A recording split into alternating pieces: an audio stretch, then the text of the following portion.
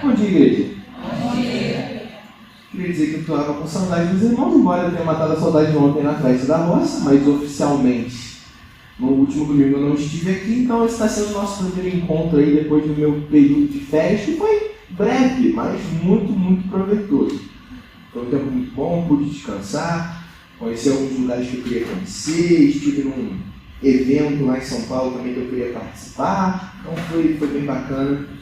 E é um prazer estar de volta aqui com os irmãos para compartilhar a palavra de Deus. Então, vamos abrir lá no livro de Esdras, no capítulo 9, a partir do verso 1.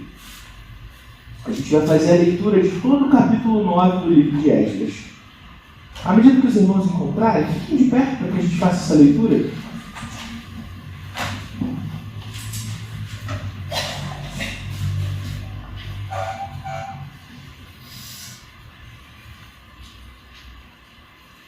Esdras capítulo 9.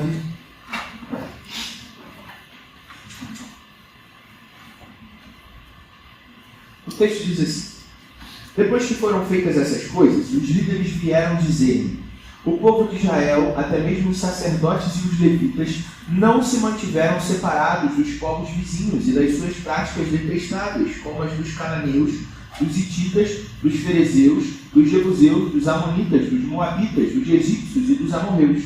Eles e os seus filhos se casaram com mulheres daqueles povos, e com eles misturaram a descendência santa. Os primeiros a cometerem essa infidelidade foram os líderes e os oficiais.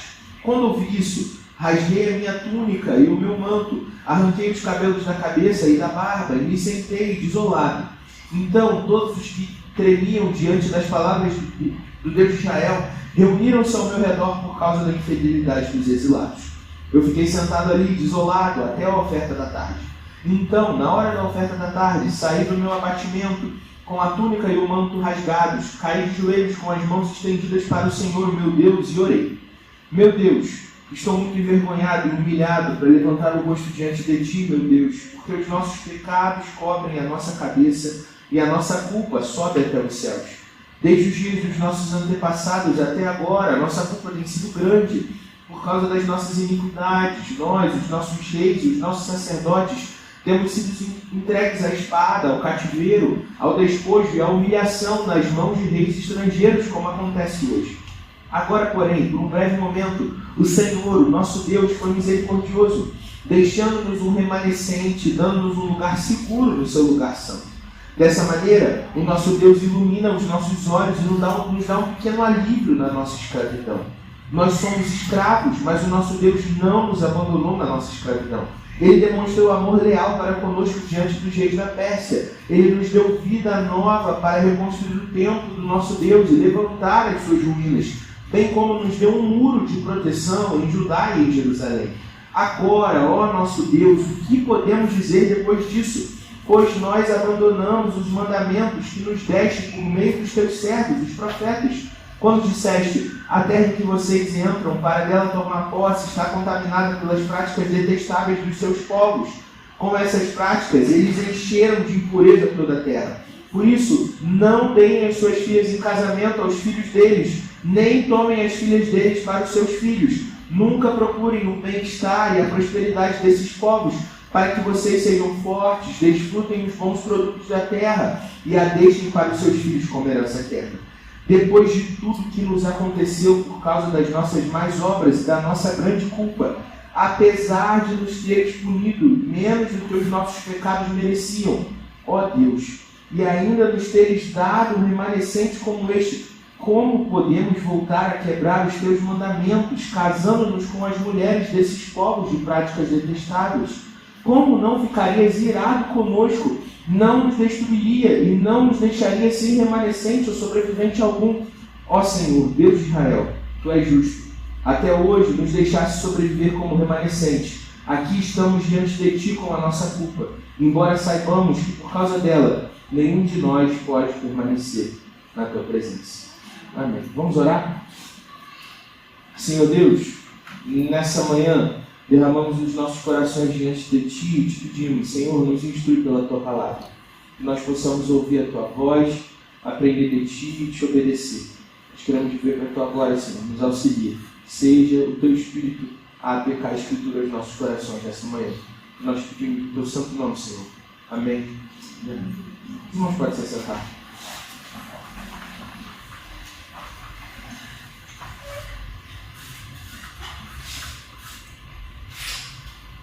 No domingo passado, eu estive lá em São Paulo, num evento que chama Diversão Offline. É uma feira de jogos de tabuleiro. É o que vocês merecem, um pastor auxiliar nerd. Cada um tem um pastor auxiliar que merece, e esse é o que buscado. E aí nessa feira, eu participei lá 2 dias do evento, vários jogos e tal. No segundo dia de evento, no domingo, eu estava na fila para entrar, e esperando para entrar para o evento, tinha na minha frente uma família, a mãe, o pai, um garotinho, um bebezinho e mais uma amiga assim da família. E a família estava ali, né, perto do carrinho e tal, e o garotinho, ele era uma fofura, assim, ele não devia ter nem 3 anos, ele devia ter uns 2 aninhos, assim. E ele estava quebrando corações, como a mãe dele mesmo falou. Ele ia de um lado para o outro, ria para as pessoas, fazia caras e bocas, fazia pose, e ficava todo mundo encantado, porque o bebê era lindo. E ele, claro, como uma criança que está descobrindo o mundo, queria desbravar, né? Então, Deus me livre, ficava na fila esperando meia hora, 40 minutos. Ele queria andar, queria correr, queria ir por aí. E aí o pai e a mãe estavam se revezando aí, né, nessa caminhada com ele pelos lugares. E do nosso lado, assim, a gente estava aqui na fila e aqui do lado tinha uma escada rolante que subia. Essa escada rolante estava fechada, né, com aqueles divisores igual tem em cinema, né, que era para ninguém passar, só o pessoal da equipe, porque tinha uma fila do outro lado da escada rolante também. Então a galera da equipe estava subindo ali para tirar foto da fila e tal, fazer um conteúdo do evento. E ele olhou para aquela escada e pensou, coisa para fazer aqui. E o pai e a mãe falaram, olha só, você não pode ir para a escada. E aí ele foi serelepe na direção da escada, de pouco em pouco, e o pai do lado dele. E aí passou uma pessoa da equipe, e a mãe falou assim, agora vai ver essa pessoa entrar, vai querer entrar também. Aí o rapaz da equipe até parou. Aí ela falou, não, por favor, pode ir lá, pode subir, né? A gente vai olhar aqui ele. E aí ele começou a fazer assim, ó. Andava para o lado, olhava para a mão. Andava para o lado, olhava para a mão. Aí chegou na direção da fita, da escada. Aí encostou a mão na fita. Aí o pai ali do lado, a mãe do lado, ninguém falou nada. Aí ele passou a cabeça de baixo e rindo com a gente, olhando ali para todo mundo rindo. Aí depois passou o corpo inteiro debaixo da fita. Aí quando ele deu mais um passo na direção da escada, tiraram ele de lá, levaram ele embora. O que esse bebê estava fazendo? Ele estava testando os limites dos pais, né? Ele queria saber até onde a restrição dele ia. Ele entendeu, ele não podia subir a escada, mas encostar na fita não era um problema. Passar a cabeça não era tão ruim assim. Passar o corpo inteiro ainda dava. Chegou uma hora que era o limite, dali para frente não dava mais. E eu comecei a conversar com os pais dele e a mãe dele falou isso. Ele agora está nessa fase de testar limites. Então sempre que a gente fala para ele não faça isso, ele tenta ao máximo ir até onde está. E a pai e mãe aqui com certeza já passou por essa experiência. As crianças passam por essa fase mesmo. Por que eu estou começando falando sobre isso? Porque a gente, enquanto seres humanos, temos a tendência ao teste de limites. A gente faz isso sempre. Quando a gente fala dos relacionamentos que a gente tem, relacionamentos de qualquer categoria, relacionamentos com os nossos pais, com os nossos filhos, com os nossos irmãos, com os nossos amigos, com os nossos namorados ou cônjuges, em toda relação nós temos limites. Essas relações elas são baseadas em um tipo de acordo, uma aliança que se faz. E dentro dessa aliança, algumas coisas podem e outras coisas não podem.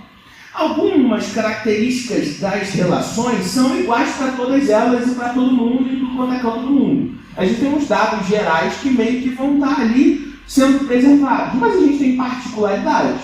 Então pode ser que tenha um casal que aceita mais brincar um com o outro, zoar. Tem um casal que é um pouco mais sério, eles são um pouco mais taciturnos assim, na relação um com o outro. Esse é um acordo possível ali dentro do relacionamento.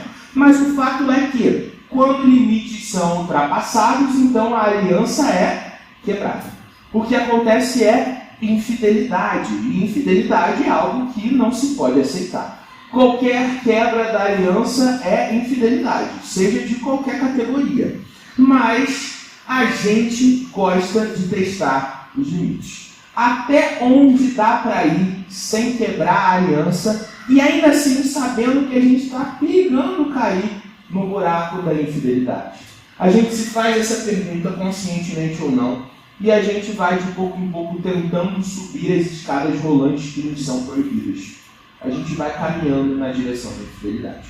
Eu começo falando sobre isso porque hoje a gente vai conversar sobre o perigo da infidelidade a partir desse texto do livro de Esdras que a gente leu. É importante que a gente perceba. A gente está falando sobre um povo que tem uma aliança com o Senhor.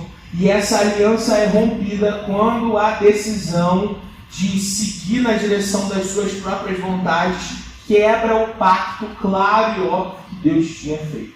Mas como a gente conhece a história, Israel é craque em testar limites. No entanto, isso tem um limite. Chega uma hora que a coisa passa. E quando isso acontece, então o caos fica sério e a gente vai conversar sobre isso. A gente vai conversar sobre como isso nos afeta também. Esse texto que a gente leu é a segunda exposição que a gente está fazendo lá no livro de Esdras, e provavelmente é a última, porque como é um livro um pouquinho mais curto, na semana que vem a gente já vai por Neemias. Mas essas duas obras, Esdras e Neemias, elas correspondem a um mesmo tempo histórico, um tempo histórico bastante similar, né? São figuras contemporâneas da Escritura, e Esdras, ele é um escriba que vem de volta com o povo para Israel. Essa figura, ela aparece logo antes do texto que a gente acabou de ler. Então, embora o livro leve o seu nome, Esdras só vai aparecer na segunda metade da história. E ele está fazendo um relato aqui em primeira pessoa. Muito provavelmente, e essa é a posição tradicional, Esdras também é aquele que registra o livro de primeira e de segunda crônicas, como o cronista, que a gente tanto conversou e tanto falou sobre ele nas exposições que a gente fez desses livros.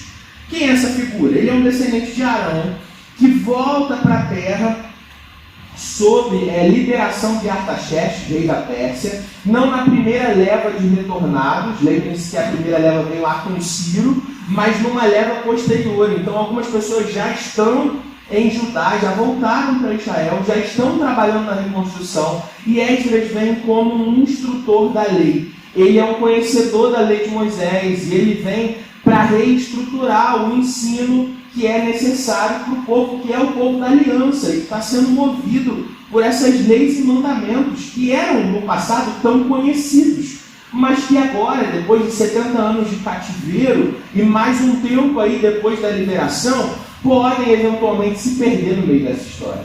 Quando Esdras então volta para casa, ele encontra um povo que precisa de instrução. E nos capítulos anteriores do livro, a gente vê como é que foi esse processo da chegada dele, de outras figuras de liderança ali na terra de Israel. Quando a gente chega nesse capítulo, ele começa com essa expressão, né? Depois de ter acontecido essas coisas, e essas coisas são exatamente o relato da chegada, e então dos sacrifícios que são ofertados ao Senhor, pela preservação dessa comitiva que chega em Israel. Então, Esdras está empenhado nesse processo de reconstrução que é física, mas que é muito mais do que física, é uma reconstrução do senso nacional de Israel, do compromisso de Israel com o Senhor. É um novo tempo na história desse povo, que já experimentou uma era de escravidão no Egito, então uma era de peregrinação no deserto, então uma era tribal, então uma era monárquica, então uma era de reino dividido, então uma era de cativeiro. E agora a gente tem um novo momento, um novo tempo, uma era de reconstrução, um tempo de voltar para casa e reestabelecer a nação que é o povo de Deus. No entanto, o texto que a gente leu nos conta uma história de que as coisas elas não caminharam tão bem quanto nós podemos imaginar. A gente vai voltar no texto e eu quero ler de novo os versos 1 a 4 com os irmãos, para a gente entender qual é o problema, o que tinha acontecido, o que move aqui a história desse capítulo que a gente acabou de ler. O texto diz assim: depois que foram feitas essas coisas, os líderes vieram dizer-lhe: o povo de Israel, até mesmo os sacerdotes e os levitas, não se mantiveram separados dos povos vizinhos e das suas práticas detestáveis, como as dos cananeus, dos hititas, dos ferezeus, dos jebuseus, dos amonitas, dos moabitas, dos egípcios e dos amorreus. Eles e os seus filhos se casaram com as mulheres daqueles povos, e com eles misturaram a descendência santa. Os primeiros a cometer essa infidelidade foram os líderes e os oficiais. Quando ouvi isso, rasguei a minha túnica e o meu manto, arranquei os cabelos da cabeça e da barba e me sentei desolado. Então todos os que tremiam diante das palavras do Deus de Israel reuniram-se ao meu redor por causa da infidelidade dos exilados. Eu fiquei sentado ali, desolado, até a oferta da tarde. Esdras então escuta uma história. O povo que volta para casa, o povo que está experimentando a fidelidade do Senhor, a misericórdia do Deus que os levou até o cativeiro, mas os traz de volta para a terra que o próprio Deus os deu. Esse povo, mais uma vez, tenta testar os limites dessa aliança feita com o Senhor. O povo volta, então, a se contaminar. E aqui, a contaminação ela ganha uma cara específica. Casamentos mistos feitos com as nações vizinhas. É muito importante que a gente faça um disclaimer aqui. Quando a gente dá uma primeira olhada, uma olhada meio de rasante, assim, por esses textos, a gente pode ter uma impressão de que isso é muito barulho por pouca coisa, né? É um grande problema esses casamentos mistos, mas na Escritura a gente encontra a razão disso. E na oração de Esdras, que cita, então, a ordem do Senhor, a gente vai ver isso de maneira explícita. Se você for comigo, lá a partir do verso 12, a partir do verso 11, na verdade, a gente vai encontrar a fala que ele está citando aqui dos profetas. Diz assim: a terra em que vocês entram, então é o próprio Deus falando com o povo, para dela tomar posse, está contaminada pelas práticas detestáveis dos seus povos. Com essas práticas, eles encheram de impureza toda essa terra. Por isso, não deem as suas filhas em casamento aos filhos deles, nem tomem as filhas deles, para que os seus filhos nunca procurem o bem-estar e a prosperidade desses povos, para que vocês sejam fortes, desfrutem os bons produtos da terra e a deixem para os seus filhos como herança eterna. Qual é a preocupação do Senhor quando Ele faz esse edito, essa ordem para o povo que está chegando ali na terra de Canaã, né? Prestes a conquistar essa terra que lhes foi prometida? É o seguinte: existe uma série de nações que habitam aquela região e que tem uma miríade de deuses. A preocupação do Senhor é, no momento em que vocês se ligarem a esses povos através do casamento, à medida que vocês se tornarem familiares e familiarizados com essas nações, vocês também farão isso com esses deuses. Então vocês se comprometerão com deuses que não são deuses coisa nenhuma e se desviarão da aliança que nós estamos aqui estabelecendo. Portanto, não procurem a prosperidade desses povos, não se misturem com eles. A preocupação do Senhor não é racial, não é essa a questão, nem étnica, nem nada do tipo. Deus está escolhendo um povo que precisa ser fiel à aliança deles, ou seja, o único Deus verdadeiro, convidando aquele povo a um relacionamento, dizendo assim: vocês se contaminarão, porque há um coração infiel, é o que a humanidade tem para ofertar. Portanto, não se misturem, para que vocês não incorram no risco do adultério. Não sejam infiéis, para que vocês não sejam infiéis. Nem se tentem, nem se coloquem numa situação de tentação. O povo descobriu a duras penas que esse alerta do Senhor, ele era muito necessário, porque o povo vai se contaminar muitas e muitas vezes exatamente pela interação com os povos vizinhos. É essa inserção de práticas pagãs dentro da cultura que vai fazer o Reino do Norte ser totalmente dizimado. Totalmente dizimado. Então, Israel já experimentou na própria carne o problema da infidelidade. Ele já sabe o que é isso. E quando ele volta para casa, quando ele tem a chance da reconstrução, ele volta a ser infiel de novo. A resposta de Esdras, então, é uma oração de contrição como poucas na Escritura. Um escrito que vem direto do coração, um clamor sincero na presença do Senhor, um reconhecimento das próprias culpas. E eu queria ler alguns trechos dessa oração com os irmãos de novo. Primeiro, ele começa se colocando diante de Deus como alguém que compartilha da culpa da sua nação. Versos 6 e 7 a gente tem assim: meu Deus, estou muito envergonhado e humilhado para levantar o rosto diante de ti, meu Deus, porque os nossos pecados cobrem a nossa cabeça e as nossas culpas sobem até os céus. Desde os dias dos nossos antepassados até agora, a nossa culpa tem sido grande, por causa das nossas iniquidades. Nós, os nossos reis, os nossos sacerdotes, temos sido entregues à espada, ao cativeiro, ao despojo e à humilhação, nas mãos dos reis estrangeiros, como acontece hoje. Esdras olha para o passado, ele reconhece essa história. Ele fala: Senhor, a gente já viu esse filme acontecer. A gente sabe exatamente para onde a infidelidade nos leva. Nossa culpa nos tem acompanhado há muitas gerações, porque nós temos insistido numa existência que ignora a aliança estabelecida por Senhor. Mas, a partir do verso 8, a gente tem uma mudança. Ele diz assim: agora, porém, por um breve momento, o Senhor, o nosso Deus, foi misericordioso, deixando-nos um remanescente, dando-nos um lugar seguro no seu lugar santo. Dessa maneira, o nosso Deus ilumina os nossos olhos e nos dá um pequeno alívio na nossa escravidão. Nós somos escravos ainda, é verdade, mas o nosso Deus não nos abandonou na nossa escravidão. Ele demonstrou amor leal para conosco diante dos reis da Pérsia. Ele nos deu vida nova para reconstruir o templo do nosso Deus e levantar as suas ruínas, bem como nos deu um muro de proteção em Judá e em Jerusalém. Esdras está dizendo o seguinte: Senhor, nossa infidelidade é um fato conhecido, a sua lealdade também. O Senhor está sendo misericordioso conosco, o Senhor preservou um remanescente, o Senhor nos fez encontrar favor até diante de reis estrangeiros que nada têm a ver com a sua aliança. O Senhor nos deu a oportunidade de uma nova vida, reconstrução para esse reino desfacelado, e diante disso tudo, nós ainda insistimos na infidelidade.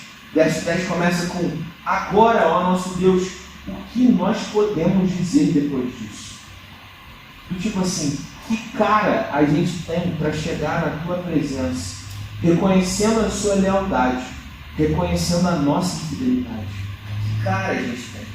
E aí lá nos versos finais, versículo 13, ele diz assim, a partir do 13: depois de tudo que nos aconteceu por causa das nossas más obras e da nossa grande culpa, apesar de nos ter punido menos do que os nossos pecados mereciam, ó Deus, e ainda nos teres dado um remanescente como este, como podemos voltar a quebrar os teus mandamentos, casando-nos com as mulheres desses povos de práticas detestáveis? Como não ficarias irado conosco, não nos destruiria e não nos deixaria sem remanescente ou sobrevivente algum? Ó Senhor, Deus de Israel, Tu és justo, até hoje nos deixaste sobreviver como remanescente. Aqui estamos diante de Ti com a nossa culpa, embora saibamos que por causa dela, nenhum de nós pode permanecer na Sua presença. Esdras demonstra um reconhecimento absoluto, não só da sua culpa, mas de quem Deus é nessa história toda. Ele sabe que ele nem poderia estar diante do Senhor, não tem nem recursos para isso. A nossa maldade, o nosso pecado nos afasta dessa presença. Ele não tenta barganhar com Deus, ele não tenta enganar o Senhor, ele não tenta argumentar em favor das coisas boas que eles fazem, apesar das coisas ruins. Ele simplesmente reconhece a própria infidelidade do povo e pede: Senhor, como até hoje o Senhor tem sido misericordioso, seja misericordioso de novo conosco, seja misericordioso mais uma vez. No capítulo seguinte, o capítulo final desse livro, a gente vai ver a resolução dessa questão. A gente vai ver como a gente vai construir um sistema para poder mandar então esses povos estrangeiros de volta para casa, para que a contaminação não aconteça ali no meio do povo. Essa é uma resolução que precisa acontecer porque, antes de tudo, uma atitude equivocada foi tomada. Por mais que possa parecer duro quando a gente vê essas mulheres sendo mandadas de volta para as suas nações, isso só acontece porque, antes de tudo, o povo tomou uma decisão que não devia ter tomado. Infidelidade que então traz consequências, ainda que perdão da parte do Senhor, ainda que restauração traz consequências reais, porque toda quebra de pacto, toda quebra de aliança vai resultar em consequências sérias e graves para o povo de Deus. Quando a gente olha para esse texto, a gente pode aprender muitas coisas, mas eu quero responder a pergunta de sempre, que isso tem a ver comigo e com você, com uma única aplicação, que eu acho que tem tudo a ver com isso que a gente está conversando. E é o seguinte: nós precisamos parar de brincar, de testar limites com o Senhor. nós precisamos parar de brincar, de testar limites com o Senhor. A gente tem no Antigo Testamento uma separação clara entre o povo de Deus e as nações vizinhas. Existem então judeus e gentios, essa terminologia que a gente encontra no Novo Testamento, e a razão disso é: Deus escolheu o povo de Israel como o povo da aliança, do pacto que ele faria, para que então o Redentor pudesse vir no tempo certo da história.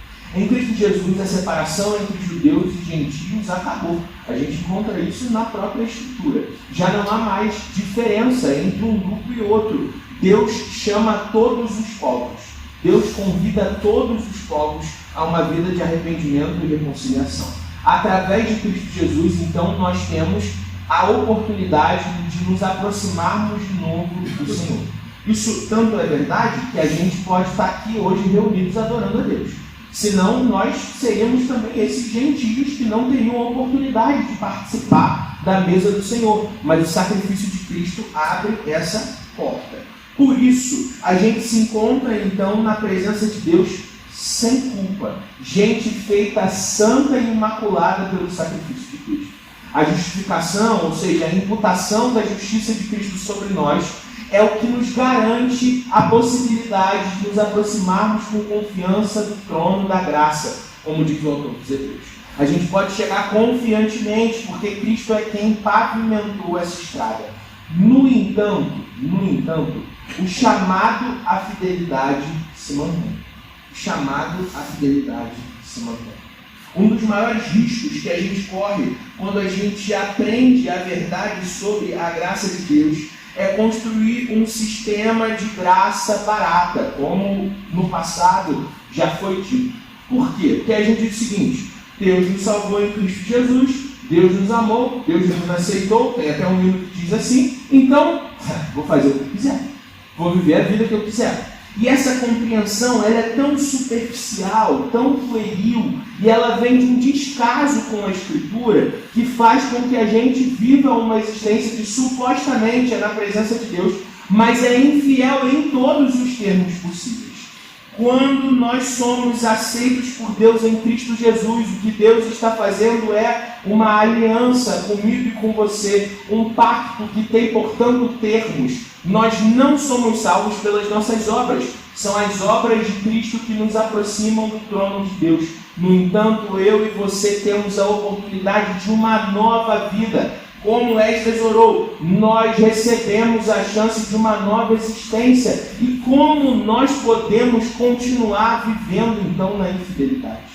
Diante de tudo que aconteceu, diante da misericórdia ofertada pelo Senhor, como nós continuamos vivendo de acordo com o nosso próprio coração e não com a vontade revelada pelo próprio Deus na Escritura? Porque nós insistimos em testar os limites da nossa relação com o Senhor.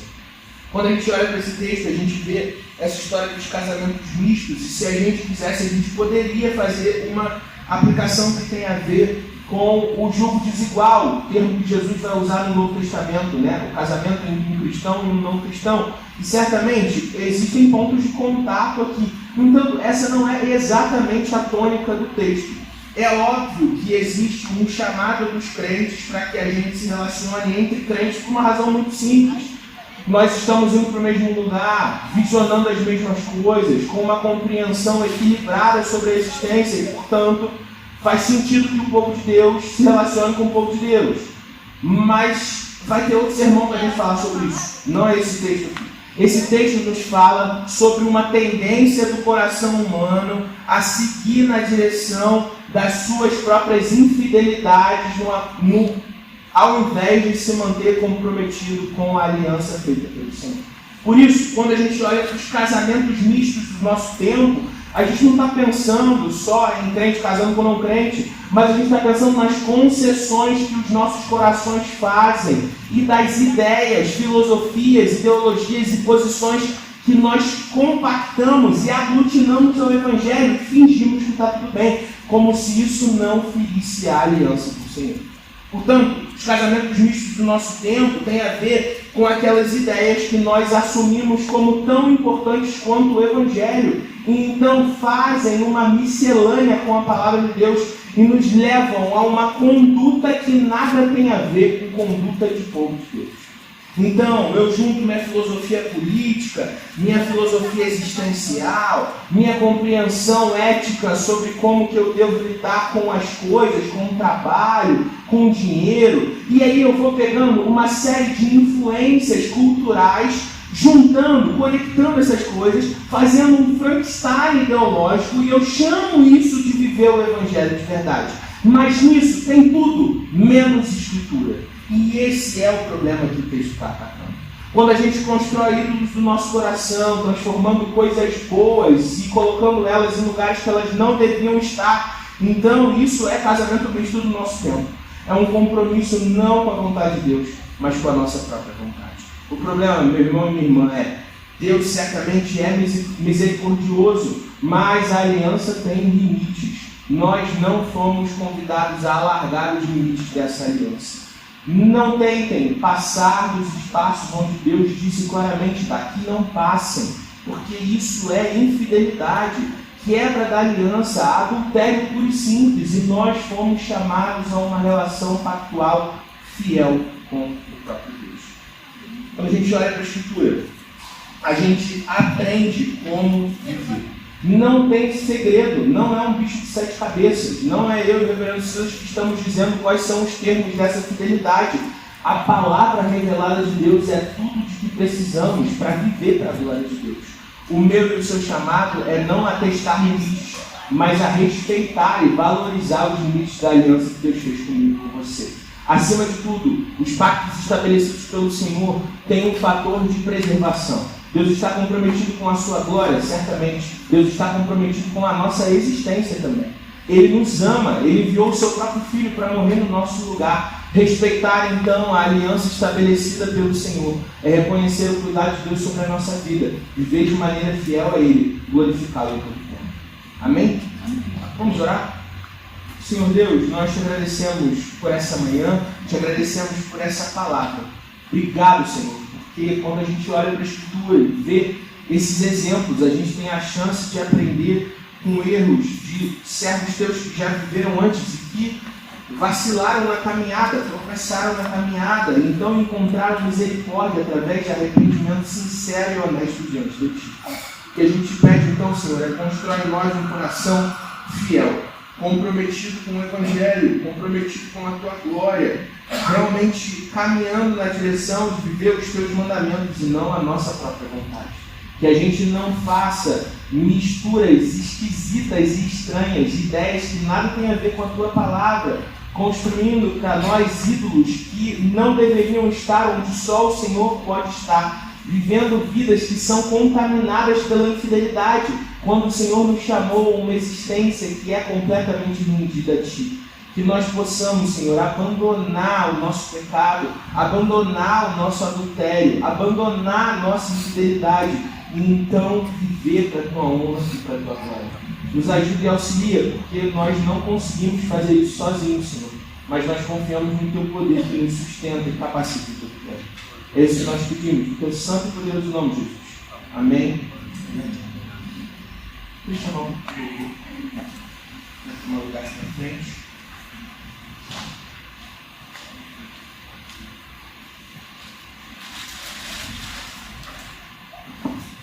A gente está chegando ao fim da nossa celebração. Eu queria te convidar a ficar de pé, para que a gente possa fazer essa oração de despedida.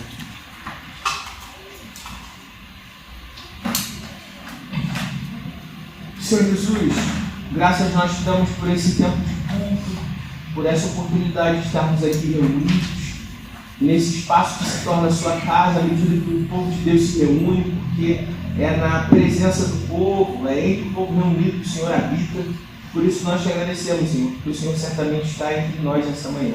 Obrigado, Senhor, pela palavra partilhada, pelos louvores entoados, pelas orações feitas. Obrigado pela oportunidade de caminhar com os nossos irmãos, sorrir e chorar uns com os outros, pegar na mão uns dos outros, ajudar-nos uns aos outros nos tempos de dificuldade. Muito obrigado pelo privilégio que é ser igreja, Senhor.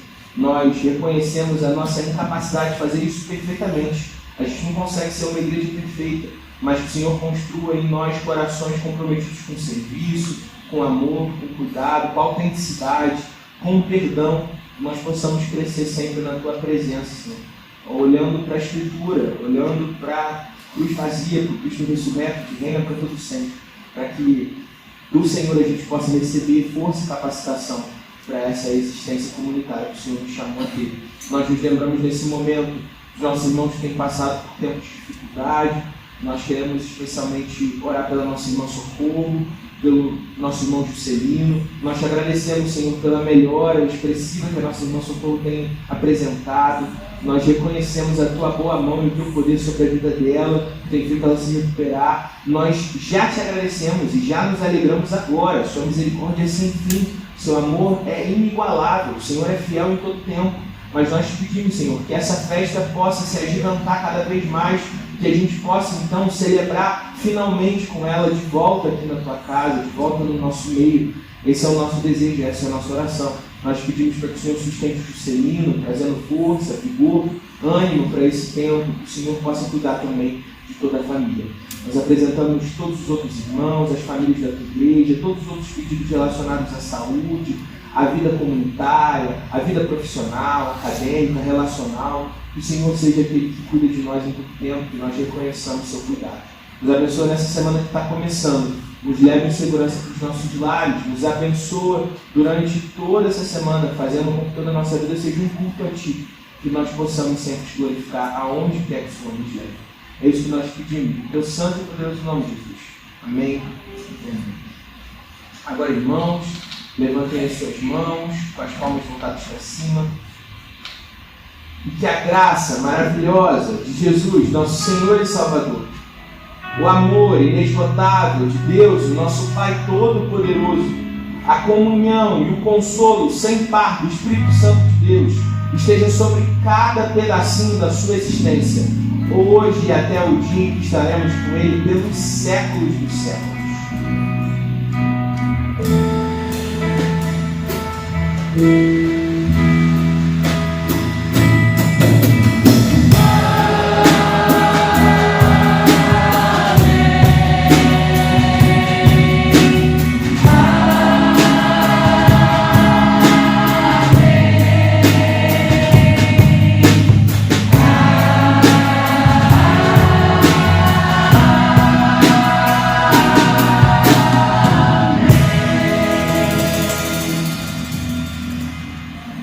Bem, queridos, vamos nos cumprimentar, desejando uma feliz semana. A gente fala com vocês lá na porta e daqui a pouco a gente sai do coral.